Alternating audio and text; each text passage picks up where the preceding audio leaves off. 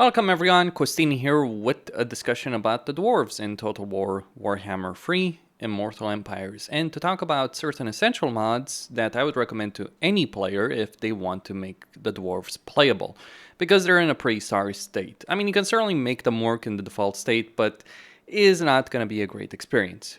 The mods that I'm going to list in this video do make them a far better campaign experience while not deviating too far from the way they play by default. That's one thing I do not intend to go, that's a particular path I don't intend to go down with these kind of videos. I don't want to go down in the major overhauls that completely change the way the race plays, like SFO for instance. Instead, I want to keep things as close as possible to the vanilla game with the mods I do recommend. As always, if you guys have any better ideas for mods that you would recommend for the races I'm covering, please let me know in the comments in the description below. So for the Dwarves, there are 3 principal mods that I would recommend. There's also a bunch of smaller mods that affect the game as a whole, like no public order penalty removal, for instance. But for the Dwarves, what are we looking at the Dwarves? Well, one of the principal issues the Dwarves have is that they have really poor casualty replenishment. Now, the Dwarves are fairly durable. They will do relatively well in auto-resolve with their armies, but the problem is whether or not you're fighting those battles manually or you're auto-resolving them, casualty replenishment is an issue for the Dwarves by default.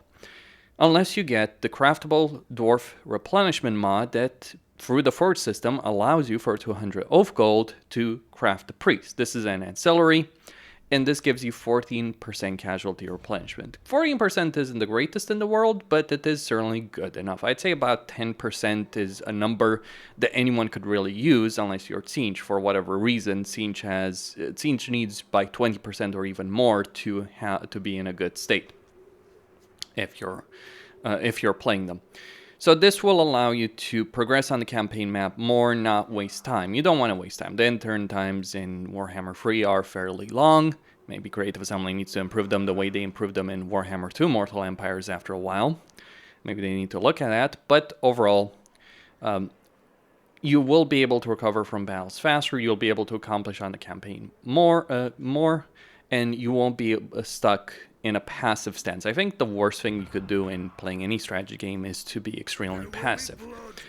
So the Dwarves do get that for the mod. You have to craft it for every army you use. You'll certainly have plenty of oath gold. It will reduce the number of oath gold you'll have for the item exploit for the Forge, but still, it does make the campaign experience better because it means you avoid a lot of the battles you couldn't care less about, and even the battles you do care about, you will be able to recover from those. Makes for a better overall experience. The second mod is something I would consider for virtually all the races, with the exception of Tomb Kings, Beastmen, and Chaos Dwarves, and that's the Warband upgrade system. The reason I wouldn't recommend this mod for those races because the unit caps that are so intrinsically tied to how those races are supposed to work, but for everyone else, I think it's fair game. And this helps you with unit variety. This means that as you get highly ranked units, you can make them into higher tier units. Keep in mind, this does have a downside in the sense that the upkeep will also go up.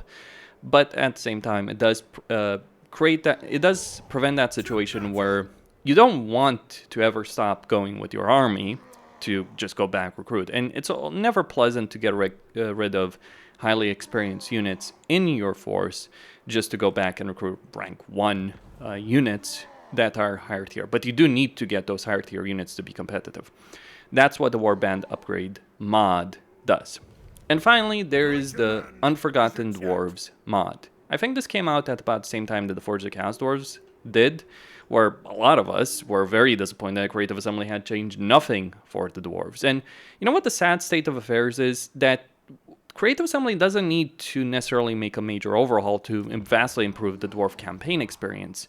Sure, it would be great if we got, say, the resource system that the Chaos Dwarfs do have, but in order to make the campaign experience better, you just need to tweak certain things in economy, recruitment, casualty replenishment, and research. This is what the mod does. It isn't a major overhaul, but it does make playing them significantly better. In terms of research, there are a couple of changes, not necessarily significant ones, but for instance, you do get Dwarven Resolve. Now, this affects so many units that you can't even see the effect over here. But what this does is give you gives you 2% casualty replenishment faction-wide and 5 leadership for infantry units. It's the leadership effect that's making all those units show up. So it means that going down this particular tree is worth it far more than it was before, like local recruitment capacity. And crucially, you still want to get recite ancient grudges for extra casualty replenishment. I believe marching songs would also affect a lot of units. So it makes the research tree a bit better, not necessarily not necessarily significantly different than it was before, but it does mean that you do have other options as opposed to just going for hacking authority into heavy cornerstones. But that's just one aspect that the mod does change. Grudge-wise, the grudge system does still work as it does by default, but now you get growth if you have low grudges, and campaign movement range if you have high grudges. So there's a benefit there. So you can traverse the map faster if you've got high grudges, but if you keep everything under control, you can actually grow your settlements substantially faster. So it actually makes... It was already worth it, but it vastly improves the Dwarven experience because Dwarves have really poor growth. Well, not if you get 20 growth faction-wide. That's no longer the case. That's just one thing. Then in terms of structures, your main settlement building will now increase the income from all buildings at tier 3 for minor settlements, at tier 5 for major ones, for major regions. You get up to 15% income from all buildings. This is a major economic benefit that the Dwarves did absolutely need in their campaign. Their economy wasn't bad, it just wasn't in a great state, but now it does end up working substantially better than it did before. On top of that, there's also been some significant improvements to how dwarves recruit. And keep in mind, this is all from minor changes. Like, we're not talking here night and day differences. Like, for instance, the artillery shop now reduces recruitment cost by 15%. Crucially, the mustering hall now gives you 1 local recruitment capacity from tier 1. So instead of having just 2 recruitment slots, you now have 3 or 4 if you're using the commandment. That also does that. This means you can recruit armies faster, you can recruit them cheaper overall with using these buildings. It's not an overall improvement. Again, it's not necessarily night and day what you're looking at, but overall these small benefits do eventually stack up. And crucially, one of the problems the dwarves always had in their campaign, they had the scalability of economy, but it wasn't necessarily as good. Like, the dwarves would have to put in a lot of effort, multiple structures. Like, if you wanted to have an economy that could compete with the greenskins before as the dwarves, and even then you would be far behind them, because you do still have a huge... you still lack in post-battle loot. You would basically have to get in every major and minor settlement, you'd have to get a toolmaker workshop, a drinking hall for the trade resources, those kegs, and also a trading depot into potentially a guild marketplace. And once you got all of those, then the dwarf economy would be pretty solid. Keep in mind, though, dwarves do have very expensive units. Just remember a reminder about that particular aspect. So it ended up not being such a great situation. That still is the case, but now with that income, 15% income, with the growth, you don't have the same annoyances as you would before, and you have more choices. You have more choices in recruitment, you have more choices in unit upgrades because of Warband upgrade. You no longer have to deal with casualty replenishment. And that's not all either. That isn't all either. Now, I need a bit of money to showcase this, but for instance, just declaring war on some beastmen, that might be sufficient, I think. Or maybe I need to go even a bit higher than that. Let's see what we can do here. It probably isn't enough, so I'm just going to cancel the recruitment here. But looking at the lords, so just going to recruit a rune lord and then going to look at the regular lord. So what's changed with, well, the rune lord has a full melee skill line at the moment. But now you get these benefits over here. So what, rune lords get a full melee skill line, making them far better in battle, though there's still a reason you would want to recruit a regular dwarf lord. But now you can honor various gods. So if you honor Grimnir, it gets campaign movement range, weapon strength, physical resistance for slayers and giant slayers. You can honor Grungni for armor to the entire army and post-battle loot. You can honor Valea for casualty replenishment and attrition benefits.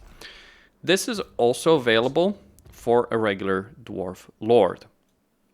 Now, the Rune Lord obviously will have those runes, which are always useful, but the regular Dwarf Lord now has some substantial army benefits he can get.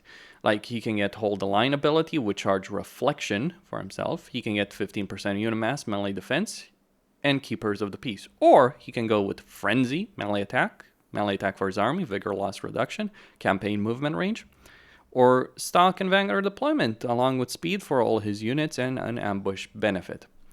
So it means that the generic Dwarf Lords and the Rune Lords are far more useful. Ungrim is also a huge beneficiary. His campaign is the worst in the vanilla game, but now he gets 10% campaign movement range after winning a battle faction-wide, and his Slayers are actually substantially more useful than they were. Like, if you were playing an Ungrim campaign before, you might get the Slayer army on him just because of Doomseekers, but now there's even more reason. So one of the problems with Ungrim is that Journey's End wasn't going to work. I think they might have fixed this in patch 4.0, I'm not entirely certain. But the mod, by the way, does fix this by default, and the mod came long before patch 4.0.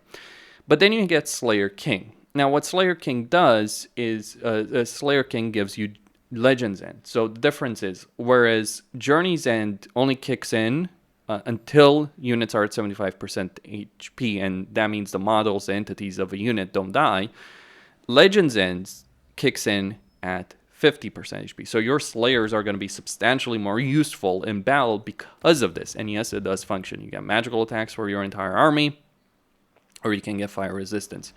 You can also get double experience gain for when fighting against greenskins for all units in the army, or vampire counts, or warriors of chaos. Well, basically chaos. You want the greenskins. I'm just going to say that. Or maybe not. Maybe you want it against the forces of chaos because, well, though it doesn't, it should work against chaos dwarves, I think. Maybe. No, it probably isn't going to work against chaos dwarves. It should, because they are chaos, but still. Those are some of the changes that have been made. Again, it's not enormous groundbreaking changes. It's not new events or anything like that. It's just an improvement overall, small improvements added together to make for an overall far better campaign experience that this mod does provide. That's what you're going to get with this particular mod. Does it make the dwarves far better to play? Yes. Is it the ultimate fix and overhaul that Thrones of Decay should contain? Yes. I consider this. I think that Thrones of Decay at the minimum, like in the worst case scenario, should have just as much effort as this mod does. But it should have substantially more than this. But until that day, until Thrones of Decay comes out much later this year, this is the essential mod to recommend to anyone that wants to play a dwarf campaign at the moment. It's still not the best experience. Chaos Dwarves are still substantially better, but it is in complete misery as it was before. Ghostin here, signing out. Don't forget to subscribe, like, and enable notifications. And also, don't forget, the Slayer Shrine of Karakhodrin now gives physical resistance to Slayers and Giant Slayers, faction-wide. And Ungrim gets 10% more as well. And your Lords can... so Slayers are actually now worth using in a campaign. Don't forget that.